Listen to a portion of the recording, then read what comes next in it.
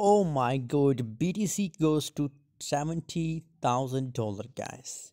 Before starting this video, guys, join my Telegram group. Link is available in video description, guys. It's a completely free group, guys, and I share 5 to 10 signal every single day, guys. So if you want to join now, guys.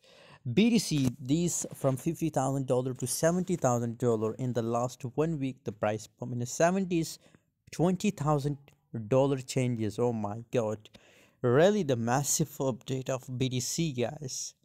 What should we do in right now situation, guys? Currently just look here, from long time, from last 1 week, BTC is completely in uptrend, guys.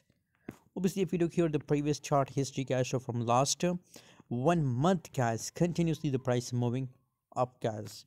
Currently it's the best time for opening sell position in a BTC, because currently there is a scenario that the market goes on a sideways trend, guys.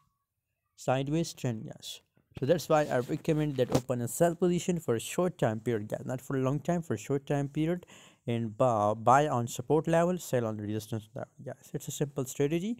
I will share the more updates and the more signal about BTC on Telegram. So stay active, stay tuned on my Telegram group, guys.